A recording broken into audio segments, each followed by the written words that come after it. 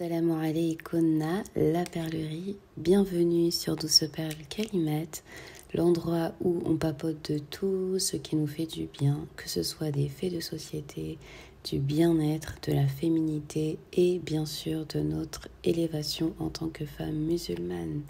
Donc si la vibe te plaît, n'hésite pas à t'abonner et à nous rejoindre. Alors installez-vous confortablement, prenez un petit thé. Voilà, parce que aujourd'hui j'avais envie qu'on discute de la série Babel. Alors je sais pas si vous êtes nombreuses à la regarder. Moi ça fait un petit moment que je suis dessus. Je pense que ça va faire à peu près 8 mois. Voilà, je la regarde vraiment à mon rythme, genre un épisode de temps en temps. Et là actuellement j'en suis à l'épisode 52 de la saison 1 et je me suis dit pourquoi pas en faire un petit décryptage avec vous. Ça faisait longtemps que j'en avais pas fait sur la chaîne. Et je me suis dit voilà, que ça apportait un petit peu de nouveauté sur la chaîne YouTube. Alors déjà, je vais être honnête avec vous. Moi, de base, j'ai un petit peu du mal avec les séries sénégalaises parce que je trouve qu'elles sont un petit peu trop orientées. Je trouve que les scénaristes, ils cherchent un peu trop à plaire au public sénégalais avec des histoires où le faible, il gagne toujours, où le karma, il finit toujours par attraper les personnes égoïstes. Et en plus de ça, je trouve que les personnages dits gentils, entre guillemets, je trouve qu'ils sont un petit peu trop lisses à mon goût. Pour moi, c'est des schémas qu'on voit un petit peu partout. Et je pense sincèrement que la série, elle aurait pu avoir plus de potentiel si les personnages étaient plus travaillés et un peu plus complexes. Mais voilà, malgré tout, Babel, c'est une série que j'aime bien. Je trouve que y a certains personnages qui sont bien écrits, avec des nuances qui les rendent assez intéressants et assez attachants. Je trouve que la qualité visuelle et la qualité sonore de la série, elle est au top. Les décors, ils sont bien travaillés. Les cadrages, ils sont soignés. Les costumes aussi sont bien chics, ok. En conclusion, je dirais que l'esthétique de la série est assez cohérente.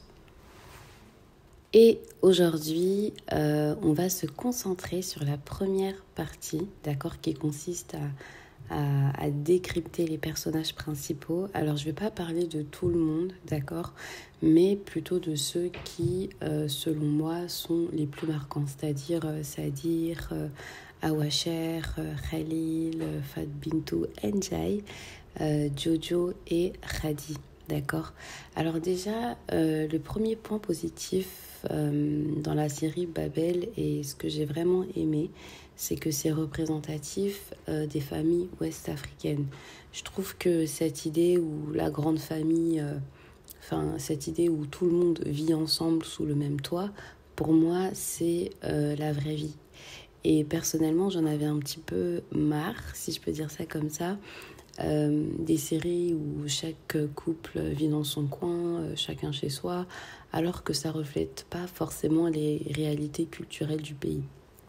Et c'est vrai que y a de plus en plus de couples aujourd'hui en Afrique qui décident de vivre seuls, d'accord, mais voilà, c'est pas quelque chose qui est trop répandu. Et dans la série Babel, je trouve qu'on est dans quelque chose qui est beaucoup plus authentique et réaliste à mon goût. Alors déjà, on va commencer par Khalil, d'accord. J'étais obligée de commencer par Khalil, d'accord, parce que j'ai beaucoup de choses à dire à son sujet. Alors, il s'appelle de son vrai nom Ibrahima Khalilullah. Voilà, donc c'est un homme fraîchement trentenaire, il est marié.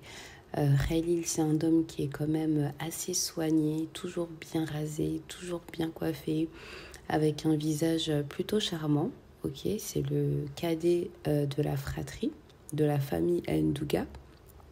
Voilà, il est assez bichonné par ses parents, par ses grands frères et sœurs, notamment Leila, avec qui il entretient quand même une relation assez fusionnelle. Et du côté de sa vie professionnelle, Khalil, lui, il a décidé de prendre une voie totalement différente de sa famille. Ok, il a décidé d'aller étudier à l'étranger, donc en France, Il y a même travaillé un certain temps en tant qu'ingénieur financier.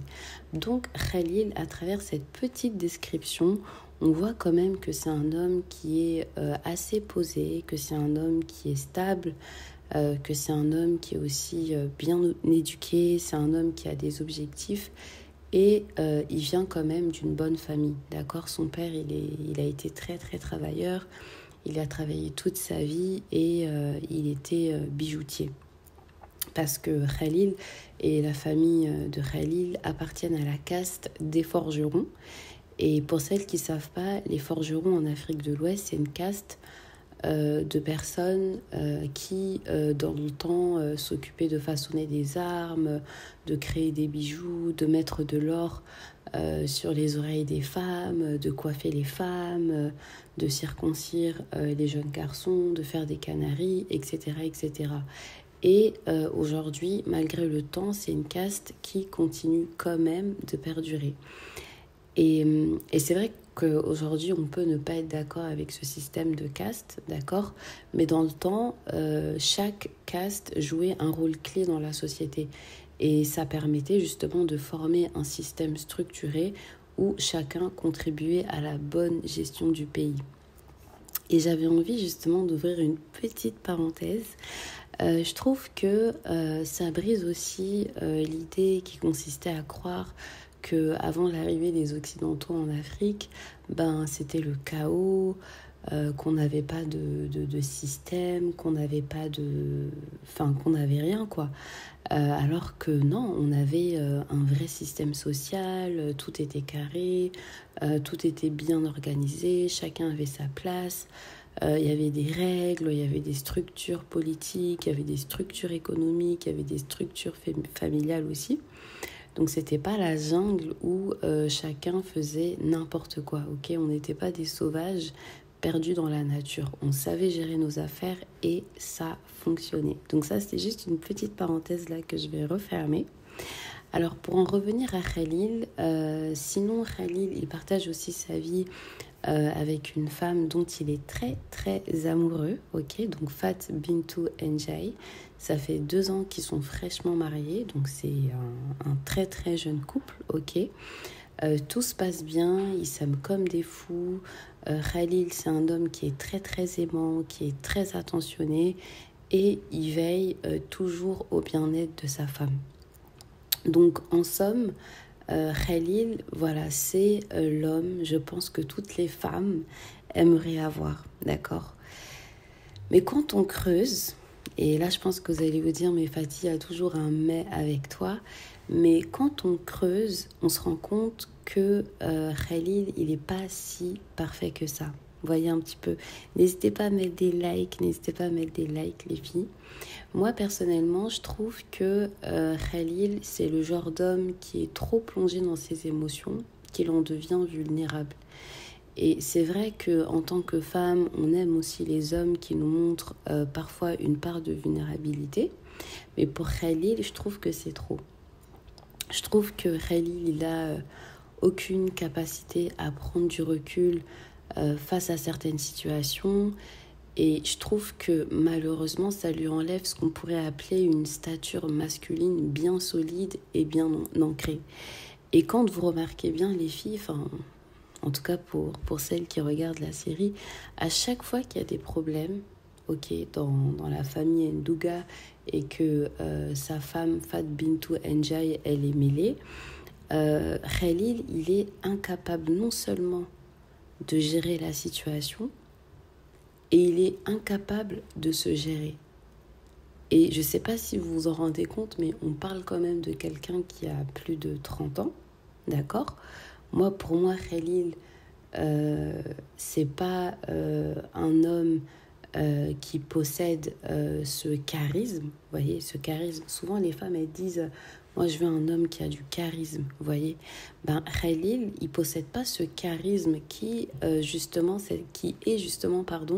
cette autorité naturelle qu'un homme doit avoir pour instaurer un équilibre au sein de sa relation. Surtout quand tu sais que tu vis dans la grande maison familiale avec ton épouse, ça demande quand même de la gestion, ça demande de la discipline en fait. Tu peux pas te laisser à chaque fois guider par tes émotions quand tu es un homme. Et Khalil, c'est ça en fait. Il a tout pour plaire, mais au niveau de sa personnalité, il y a quelque chose qui bloque. Et même quand on observe la dynamique que Khalil il a avec sa famille, on voit clairement qu'il n'est pas pris au sérieux. Enfin, je sais pas, mais c'est-à-dire, par exemple, il le considère presque comme un homme émasculé, un homme qui est totalement sous l'influence de sa femme. Et ça, en Afrique, c'est très mal vu. Parce que en Afrique, on a encore conservé un modèle familial qui est très patriarcal et où les hommes sont vus comme des figures centrales au sein d'un foyer. Ok, c'est eux qui décident, c'est eux qui gèrent tout. Et ils ont souvent ils ont souvent une masculinité forte et qui est très assumée. Et c'est vrai qu'on a en Afrique des hommes qui se font influencer par leurs femmes, mais ces hommes-là, ils vont être stratèges, ils vont le cacher, ok?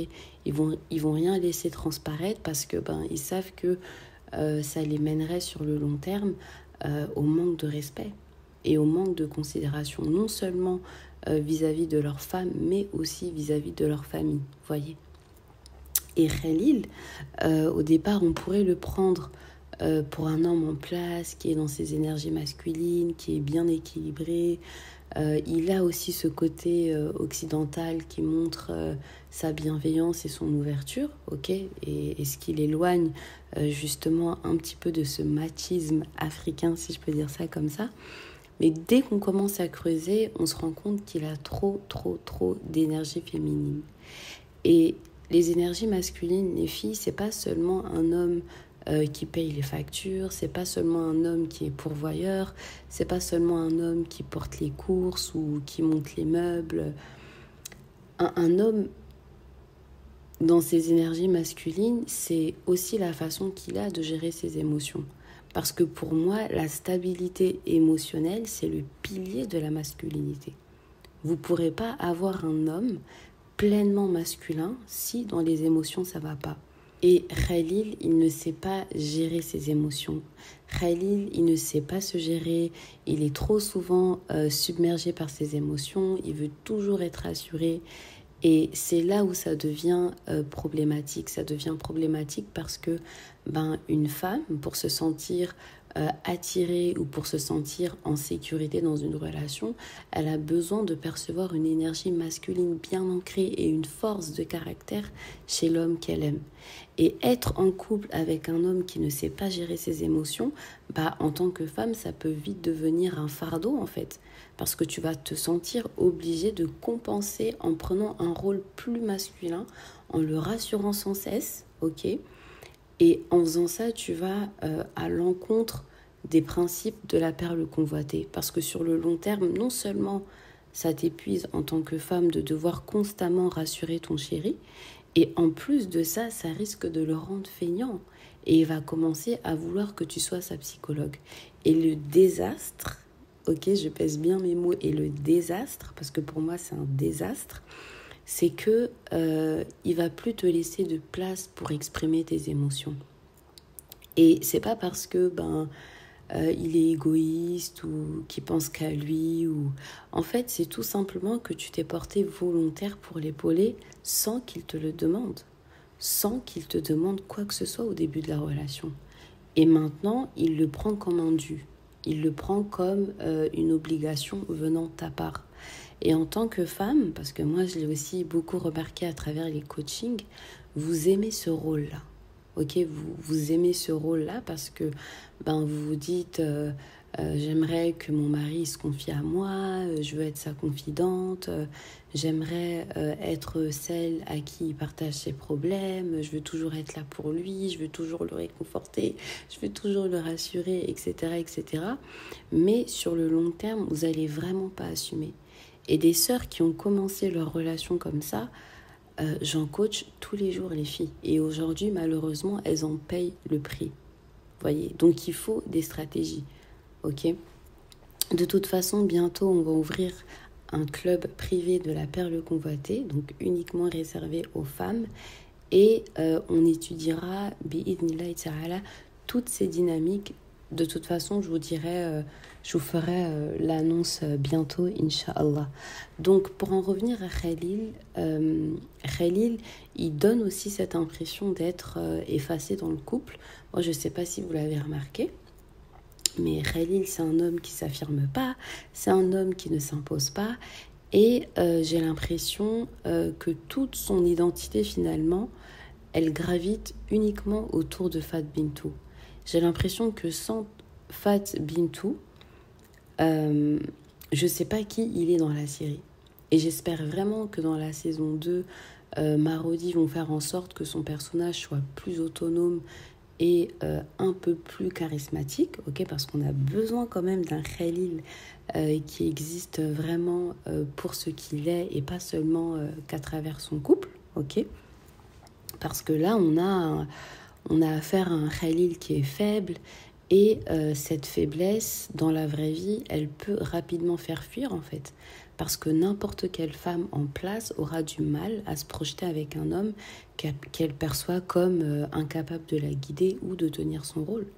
Parce que dans leur couple, c'est Fat Bintou qui le guide en fait. Et à terme, ça peut vraiment devenir fatigant pour une femme de devoir toujours guider son mari, surtout quand elle aura des enfants. Encore quand vous êtes deux, ok, c'est un petit peu gérable. Mais quand tu auras des enfants, tu auras une charge en plus, en fait. Vous voyez ? Et c'est là où j'ai un petit peu du mal avec les séries sénégalaises, parce que dans la vraie vie, je peux vraiment vous assurer que être en couple avec un Khalil, c'est pas palpitant, c'est ennuyeux, c'est frustrant. Et je pense que même le fait que Fat Bintou, elle ait voulu partir vivre dans la famille de Khalil, je pense qu'elle l'a voulu peut-être, ok, c'est juste une supposition. Je pense qu'elle a voulu pour ressentir un peu plus d'excitation, un peu plus de palpitation dans sa vie de couple en fait. Parce que elle et Khalil, c'était trop fade. Ok. Et les maris comme Khalil dans la vraie vie, on les respecte pas trop. Surtout en Afrique en fait. Surtout en Afrique, là où les femmes elles sont habituées à fréquenter des hommes avec une virilité très forte. Dès qu'elles tombent sur un Khalil, elles ne le respectent pas. Et c'est les premières à dire oui, t'es pas un vrai homme. Enfin, vous voyez un petit peu ce que je veux dire, parce que malheureusement, ça brise l'attraction au sein du couple. Et tu te retrouves marié avec un homme qui ne te suscite pas d'admiration. Et les hommes africains, eux, ils sont au courant de ça. C'est pour ça que là-bas, ils travaillent sans cesse sur leur masculinité. Et je sais pas, en tout cas pour celles qui sont mariées avec des hommes du pays, ok ? Je sais pas si vous avez remarqué, mais dès que vous partez, dès que vous voyagez avec vos maris au pays, ils deviennent un peu plus masculins là-bas. Vous voyez ? Alors, je vais pas trop m'attarder sur le cas de Khalil, ok ? J'ai juste établi le profil du personnage, mais au fur et à mesure des épisodes bi'idhnillah.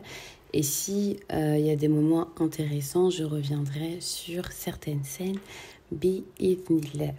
Alors là, on va passer au personnage de Fat Bintou. Alors Fat Bintou Ndiaye, c'est une jeune femme qui est à l'aube de sa trentaine, je pense. Elle a aussi étudié en France, elle est institutrice de formation, si je ne me trompe pas, et elle a comme projet d'ouvrir une crèche au Sénégal, voilà. Et sinon, Fat Bintou Ndiaye, c'est une femme qui est assez jolie, c'est une femme qui est toujours bien habillée, qui est toujours bien apprêtée, toujours soignée, toujours bien chic, et ça, franchement, j'adore ça, ok. N'hésitez pas à liker les filles, voilà. N'hésitez pas à mettre des likes, moi ça m'encourage quand je vois que vous aimez les vidéos. Elle vient d'une famille assez aisée, ok, plus aisée que Khalil d'après ce que j'ai compris. Elle est assez proche de sa maman et c'est elle qui a pris la décision de retourner vivre au Sénégal. Ok, Khalil au début il n'était pas très chaud, donc on voit déjà même à travers le profil de Fat Bintou que c'est une femme qui aime le challenge, que c'est une femme qui aime être vue et remarquée.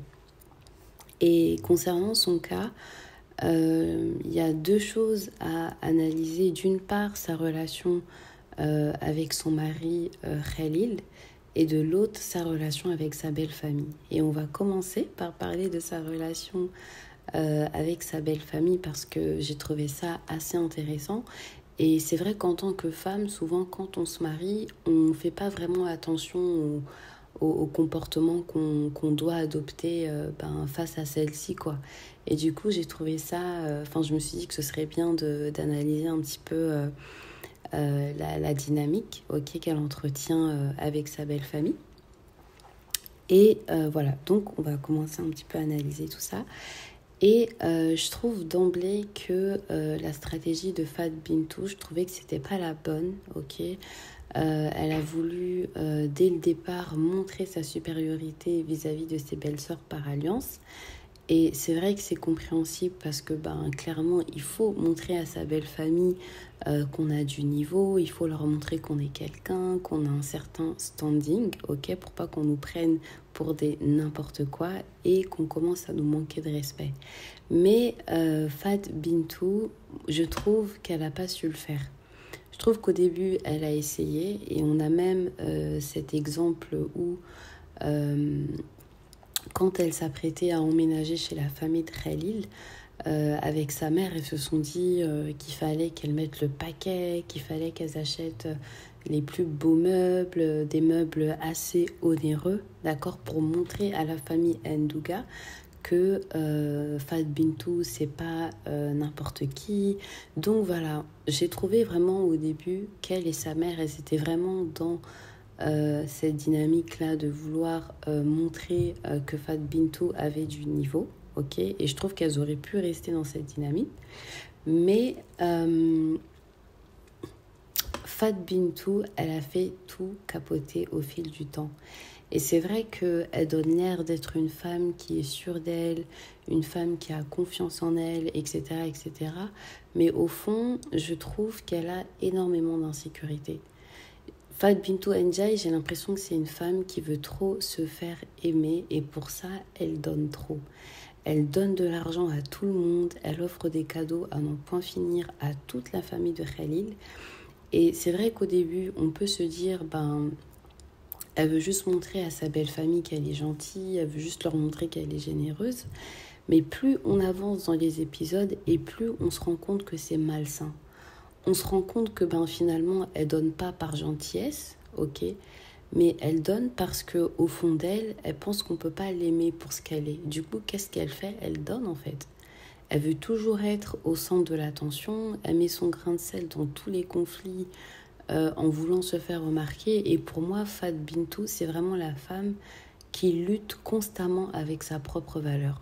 J'ai l'impression qu'elle veut tellement être aimée qu'elle oublie que l'amour authentique, ça se négocie pas avec des cadeaux ou des actions extrêmes ou de l'argent en fait. Elle a trop ce besoin de validation permanente et ça la rend insupportable. Moi personnellement, j'ai pas été fan du personnage de Fat Bintou. Je trouve qu'elle cherche trop à attirer l'attention pour se sentir reconnue et qu'elle confond l'amour avec l'approbation. Elle croit que l'attention, elle doit toujours être dirigée vers elle. C'est aussi quelqu'un qui a du mal à accepter que l'affection puisse être partagée. Quand elle voit quelqu'un d'autre recevoir de l'attention, c'est comme si finalement qu'elle perdait une partie de ce qu'elle pense mériter en fait. Alors qu'est-ce qu'elle fait? Elle compense soit en surinvestissant ses relations, ou soit elle va chercher à prendre la place de l'autre. Et ça, on l'a vu avec Leïla, d'accord? Parce qu'à un moment donné, j'ai trouvé que Fat Bintou, elle a voulu limite concurrencer Leïla dans la relation qu'elle entretenait avec son père. On sait toutes que Leïla, elle est très très proche de son père, Et en fait, quand j'ai commencé à voir ça, je me suis dit, mais en fait, Fat Bintou, elle a vraiment un problème. Et même la maman de Khalil, elle a dû la remettre à sa place parce que c'était limite si elle essayait pas aussi de la remplacer. Même Awacher, qui est hyper gentille, elle a commencé à elle a commencé à avoir du ressentiment envers Fat Bintou, en fait. Parce que Fat Bintou, elle avait commencé à donner de l'argent à la mère de Awacher. Et moi-même, en regardant ça, je me suis dit, mais enfin, à quel moment tu donnes de l'argent à la mère de ta belle-sœur par alliance, en fait? Sachant que cette dernière, elle a une relation qui est très compliquée avec sa maman. Enfin, je sais pas si vous voyez un petit peu ce que je veux dire, mais elle donne des choses pas pour le plaisir de donner, mais parce que elle pense que c'est une sorte de monnaie d'échange. Si je donne, on m'aimera. Mais ça, c'est une façade, en fait, pour masquer sa peur d'être laissée de côté. Et ça peut aussi devenir toxique parce que non seulement euh, ça peut être toxique pour ceux qui l'entourent et pour elle, parce que justement, ça crée des déséquilibres dans les relations.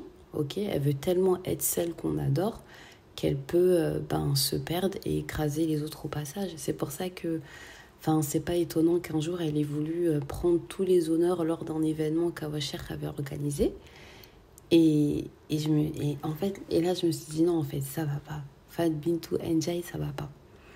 Et je trouve que tout ça là, je trouve que son comportement, il s'est finalement retourné contre elle parce que, j'en suis qu'à l'épisode 52, mais j'ai l'impression qu'elle n'a pas réussi à atteindre son objectif qui était de se faire aimer et respecter par la famille Khalil. Et résultat, aujourd'hui, Fat Bintou, j'ai l'impression que c'est la femme la plus détestée de la famille Ndouga. J'ai pas l'impression qu'il l'aime, quoi. Et pour moi, la grande leçon, c'est que on ne s'impose pas de cette manière au sein de sa belle famille. Et concernant sa relation avec Khalil, comme je l'ai dit plus haut, c'est vrai qu'au début, on a l'impression que tout paraît bien dans leur couple, mais au fil des épisodes, on se rend compte que leur relation, elle est déséquilibrée. Fat Bintou Njai, c'est vrai que c'est une femme qui est très féminine physiquement, mais elle a en même temps des caractéristiques en amour qui la rendent masculine. Et je ne sais pas si vous vous souvenez, mais un jour, elle a voulu acheter le mouton pour la fête de Tabaski, ok, alors qu'on sait toutes que ce sont les hommes qui s'occupent principalement de cette fonction. Et ça a été très très mal pris par Sadir. Et je me suis dit quoi? Je me suis dit, mais si Fat Bintou Njai, elle est capable de vouloir payer le mouton pour la Tabaski, alors qu'elle vit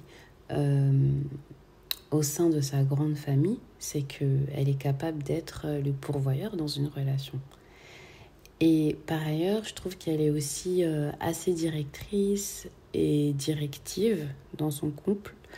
Elle veut toujours tout contrôler, elle veut tout gérer. Et quand elle quand elle est face à des situations de jalousie, je trouve qu'elle a du mal à contrôler ses émotions et sa possessivité.